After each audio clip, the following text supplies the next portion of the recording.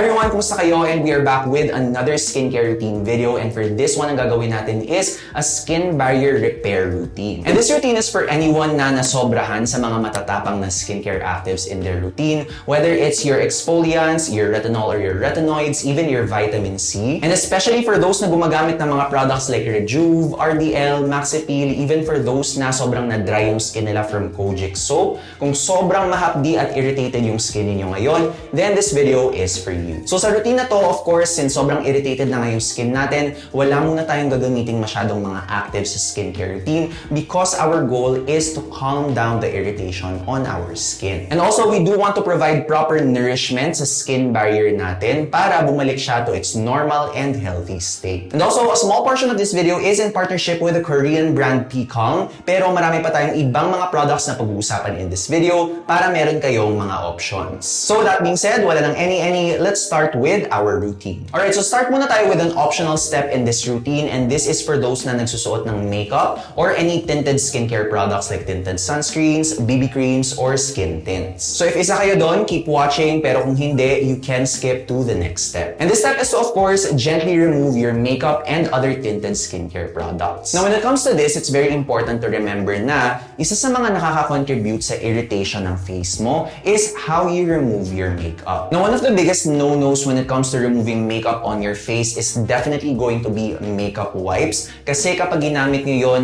lalong may irritate at madadry out lang yung skin barrier ninyo. Kahit pa sabihin ninyong alcohol-free yung gamit ninyong makeup wipes. Kasi kapag makeup wipes talaga guys, aside from those na merong mga irritating ingredients on the makeup wipe itself, yung continuous na pag-swipe, and pag-rub mo ng wipes on your face, yun talaga yung nakakapag-cause ng further irritation ng skin natin. And what's worse, makeup wipes are really not efficient in removing the makeup on your skin. So, mapipilitan ka talagang ilang beses na i-rub at i-swipe siya sa skin mo. And for sure, hindi lang isang wipe yung gagamitin mo. My personal recommendation is to use a fragrance-free cleansing oil, cleansing balm, or cleansing milk. And a good example of this is actually in a product na katatapos ko lang siyang i-test recently. So, I'm happy to share this with you guys. It is from the proudly local brand Ellana, and this is their gentle, oily, milky cleanser. So actually, this one guys, I'm really excited to show this to you. This one, Ellana sent me before pa nila ni-launch yung product for me to try out. And very unique talaga yung consistency niya. I think this is one of the few cleansing milks for makeup na alam ko, and especially from a local brand. So just to let you guys know, meron ako ngayong tinted sunscreen and a layer of concealer on my face. So tanggalin na natin siya using this product. And as you can see, milky texture siya, which you can just rub on your dry hands. And also, I'm putting this on a dry face. Kasi guys, ganun talaga nag-work yung mga cleansing balms, cleansing oils, and cleansing milks like this. Ang logic kasi dito guys is oil dissolves oil. And while itong yung kay Ellana, wala siya masyadong oils, this does have a lot of fats and waxes on it. And yun yung nag-act to dissolve the makeup on your skin. So ayun na siya guys. As usual, hindi ko alam kung nahahalataan ninyo because I only put a very light layer of makeup on my skin. Makita niyo na dito yung dark spot na kinonceal ko. And that's how you know na tinatanggal niya na talaga or mini-melt away niya na yung makeup. Now, one of the reasons why I chose to use this, especially for those na medyo irritated yung skin barrier nila, is because this has a lot of nourishing ingredients. This does have ceramides, which is of course amazing to nourish our skin barrier. Pero meron din siyang tamanu oil. And kung hindi nyo alam, tamanu oil has a lot of really good soothing properties onto the skin. Aside from that, this also does have allantoin, which is another great soothing ingredient. Especially good kung marami kayong redness. So kaya ginamit ko siya sa routine na to. And also yung cleansing agent na ginamit nila rito is a very gentle one. It's PEG 7 glycerol cocoa weight. Usually nakita nyo lang siya sa mga baby washes, ganun siya ka-gentle, but it's also great in removing makeup. And as you can see guys, habang chumichika tayo, okay na siya. Actually medyo na-overtime pa nga ako dito, and my skin does not feel irritated at all. Huli ko na tong i-wash off. I'll be right back. Alright, so ngayon na wala nang any trace of makeup or any tinted skincare products sa face natin, it's now time to move to our next step, which is to use a gentle face wash. Now, as per usual guys, it's very important to use a gentle low pH cleanser in this step. Kasi talaga guys, kapag yung ginagamit ninyong mga face wash is yung medyo nakakabanat ng mukha or medyo medyo drying or stripping siya. First step pa lang ng routine, irritated and compromised na ulit yung skin barrier ninyo. So may hirapan na kayo to do the next steps of this routine. And again, marami na akong iba't ibang mga low pH cleansers na ni-recommend sa channel ko.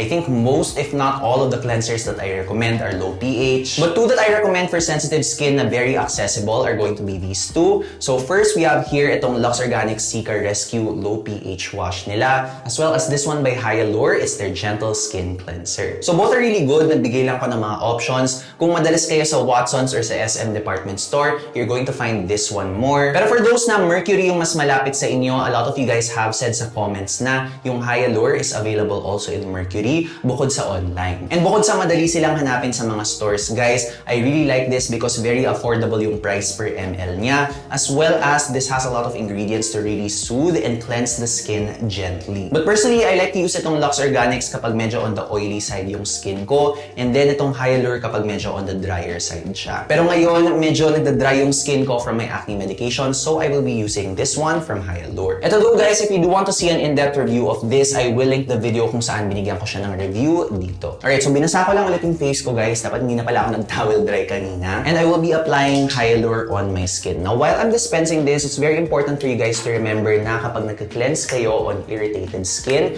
remember to just cleanse for about 30 seconds. Huwag nyo nang tagalan pa. Kahit pa kasi sabihin ninyo na, gentle cleanser lang naman to, if you leave any cleanser too long on your face, you still risk further irritation on your skin and mako-compromise lalo yung skin barrier ninyo. So, of course, better to stay on the safe side, diba? And ito na siya guys, nilalagay ko na siya sa face ko, and as you can see, parang Cetaphil or Physiogel lang siya. This one though guys, in fairness, medyo mas bumubula siya, pero in the way na parang mas milky siya. So that's why I really like it. And also, if you do want an in-depth review of this product, this is in my best irritated skin cleansers na video. That's also great for dry skin. And if you do want to watch that as well, ililink ko rin siya dito sa I button. But anyway, i-wash off ko na to, so I'll be right back. Alright, so now na na-wash off ko na yung product, let's now move on to our next step, which is to hydrate and moisturize. Now, quick tip lang for this step guys, after ninyo mag-face wash, huwag nyong sobrang i-towel dry yung skin ninyo, as in tamang pat lang, parang ganito. So just keep your face damp or yung medyo basa-basa pa siya. So yung logic dito guys is the same as kung bakit tayo naglalagay ng mga hydrating toners sa face, just to provide an extra layer of hydration na masaseal in ng moisturizer. Only in this routine guys, hindi ako gumamit ng hydrating toner because I did want to minimize the products na ginagamit natin sa skin natin,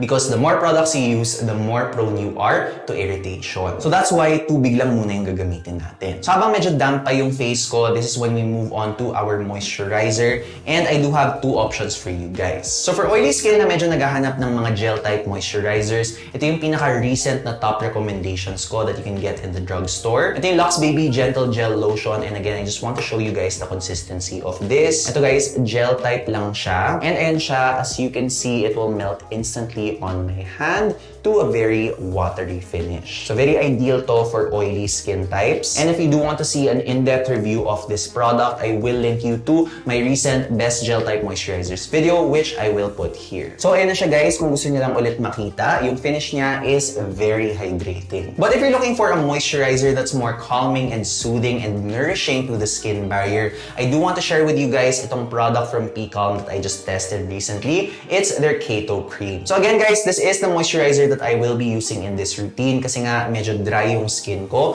from the acne medications that I'm using. And just to share with you guys, I specifically chose this product from P.CALM to include in this skincare routine kasi from an ingredients perspective, ang dami talaga nitong ingredients not only to nourish the skin barrier but also to soothe and calm down our skin. First off, sa mga matagal nang nanonood ng channel ko, nandito yung holy trinity of skin barrier ingredients natin. We have ceramides, fatty acids, and cholesterol. But aside from that, this also does have niacinamide for further barrier repair, as well as the skin smoothening squalane, and also macadamia seed oil to make the texture feel very light and airy on the skin. Pero hindi pa siya doon natatapos guys, because this does have a lot of skin soothing ingredients like allantoin, bisabolol, centella asiatica, and even yung 4 components ng centella asiatica extract that help make it more soothing. No, ang dami kong chika guys, medyo nag-absorb na yung tubig sa skin ko. So babasain ko lang ulit siya para para medyo hydrated ulit yung face ko. Okay, kulang tayo ng konting tubig to put on our face and then pat lang natin like a hydrating toner. Hindi ko lang na mag-absorb siya ng konting-konti. And now, let's put the product on our skin. Now, what I'm going to do is idadot ko siya on the different parts of my face.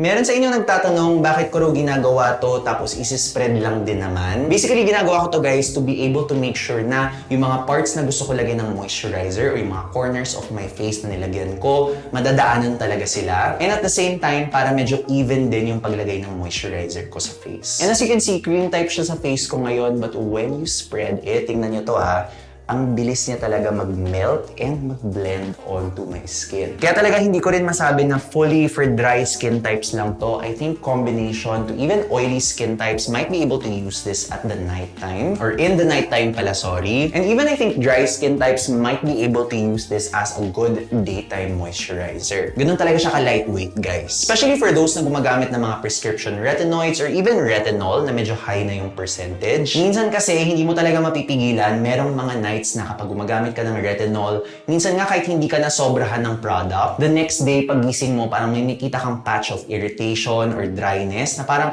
tama naman yung ginawa mo pero nagkaroon pa rin siya ng ganun. And it's really normal. Sometimes your skin really just reacts randomly to yung mga retinol or retinoids or other actives that you use in your routine. And kapag nangyayari yun sa akin guys, this is really one of the moisturizers that I like to reach out for. Kasi talaga nakuha niya yung pag-nourish ng skin barrier ko while at the same time, hindi siya parang sobrang heavy talaga. And I'm so happy na ang dami talagang brands like this that really prioritize our skin barrier because recently, syempre, ang dami naghahanap ng iba't ibang mga actives in their skincare routine. But sometimes we forget to really nourish and really give the right love to our skin barrier. Kasi syempre, kung hindi okay yung skin barrier natin, then we won't be able to use actives in the first place without having it irritate our skin. But anyway, habang nagchichikahan tayo guys, as you can see, fully blended na siya sa skin ko and it has this really nice natural finish. And now na fully absorbed na siya sa skin ko, actually, this can already be the last step of your skincare routine kung nighttime mo siya ginagawa. Pero alam kong marami sa inyo na irritated yung skin ninyo and you're also looking for a sunscreen during your daytime routine na hindi makaka-irritate sa skin ninyo. So dahil doon, let's also discuss a little bit about sunscreens na ginagamit ko kapag meron akong routine na ganito. Now, a misconception of a lot of people is kapag irritated yung skin mo, automatically mineral sunscreens na yung kailangan mong gamitin talaga. And in fairness guys, medyo may truth din naman doon because when you use mineral sunscreens, medyo mas mataas talaga yung chance na hindi ma-irritate yung skin mo. Pero guys, it doesn't mean na lahat ng mga mineral sunscreens, kahit alin yung gamitin mo sa kanila, na 100% safe ka na from irritation. Kasi meron ding mga mineral sunscreens na nilalagyan nila ng mga essential oils to mask the smell of yung mga mineral filters. And yung mga yun guys, ako nung trinay ko yung iba sa mga doon, kahit isang essential oil lang yung nilagay nila sa mineral sunscreen na yun, nagpa-flare up and sobrang nai-irritate na agad yung skin ko. And ang isa rin talaga sa mga biggest issues when it comes to mineral sunscreen guys is usually meron talaga silang mga white cast. And yung sa kabaliktaran guys, the same could also be said with mga non-mineral or yung mga chemical na sunscreens. Now yes, merong mga chemical sunscreens na medyo mahapdi yung feeling niya sa skin or minsan kapag dinadaan mo siya sa mata mo, may parang stinging na feeling. Pero guys, hindi rin talaga lahat ng mga chemical sunscreens is ganun yung effect niya sa skin. In fact, marami akong alam na mga sunscreens na merong mga chemical filters that actually have never stung my eyes and yun yung nilalagay ko talaga sa skin ko kapag sensitive ako and I want a clear finish na walang white cast. So at the end of the day, it's really just about choosing the right sunscreen for you and testing the ones na hindi talaga nagsisting or nagbibigay ng reaction sa face mo. Now if you ask me guys, I like to use sunscreens na meron silang both mineral and chemical filters, also called yung mga hybrid na sunscreens, para medyo best of both worlds silang dalawa. And also, yung mga sunscreens kasi na nahanap ko ng mga hybrid, usually makuha mo talaga yung clear na finish but at the same time, hindi rin nai-irritate yung skin mo kahit meron silang iilang mga chemical filters. And I have for you 2 examples of these sunscreens na hybrid na hindi nagsisting or nagbibigay sa akin ng irritation sa skin ko. And it's these two. Itong una, I'm sure alam nyo na to sa mga matagal lang nanonood ng channel ko. This is the Sunplay Kids Sunscreen Lotion and ito guys, isa sa mga first few videos ko sa YouTube YouTube na feature ko na talaga to and I still love it until now. Although ito, parang hindi mo na siya mahanap sa Watsons ngayon. Dati medyo marami pa siya sa Watsons, sa Mercury, pero ito medyo sa online ko na lang siya nakikita. And speaking of online, this one is also another online exclusive. This is from the Japanese brand KissMe. And this is their KissMe Mommy UV Aqua Milk. O, diba? Sobrang cute ng pangalan. Pangalan pa lang, alam na alam mo na hindi na talaga siya irritating sa skin. Ikikiss ka pa nga niya. Pero itong dalawang sunscreens na to guys, this has really stood the test of time for me. Ito since 2020. Ito I think since 2021. And sa sobrang reliable nito guys, actually ubus na tong dalawa na to. Pero try ko simutin para mapakita ko sa inyo yung texture. So unahin natin si Sunplay. Sana meron pa to guys. Kasi ayun no, wala na talaga. Pero try natin i-shake talaga ng i-shake. O yan, may konting lumalabas. Ayan siya. And as you can see, it's a lotion texture. And ibe-blend ko lang siya dito sa skin ko. Again, at first, it seems like meron siyang white cast. But the more you blend it, guys, mawawala din talaga siya onto a clear and comfortable finish. And this one, I also like to recommend this as a 2-in-1 moisturizing sunscreen. So kung ayaw niyo masyadong mabigat or kung ayaw niyo gumamit ng moisturizer sa umaga, gusto niyo na sa isang step na lang, then you can use this sunscreen as well. Next up, ito naman ipapakita kong texture. Sana meron pa to. Feeling ko may konting-konti pa to. Okay, may konting tumalsik. Ayan, meron ako nasimot, guys. Ayan, so as you can see, very similar kay Sunplay. And when you blend this onto the skin, ito mas mabilis talaga siyang mag-melt and mag-blend onto the skin.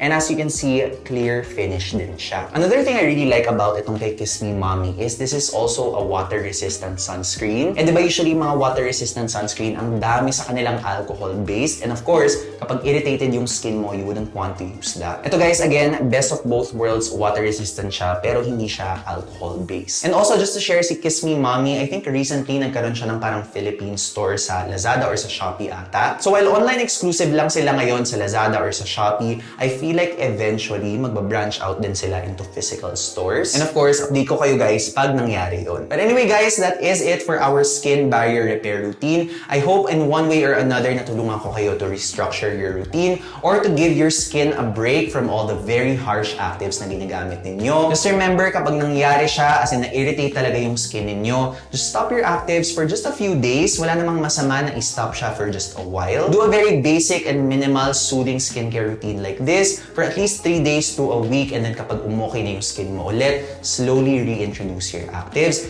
and be careful next time. Kasi lahat talaga nagkakamali kapag gumagamit ng actives. It's normal. It's really part of the process. But what's important is natuto ka, di ba? And also guys, again, if you did find any of the products in this video interesting, kung gusto nyo pa sila makita online, I will be putting all the shop links to these products in the description box para hindi na kayo mahirapang hanapin sila. And also, speaking of using actives for sensitive skin or skin na medyo naging irritated, I do have a video on that here as well as another video about our skin barrier if you do want to know more about that. So thank you guys for watching, and as usual, I will see you in the next video. Bye!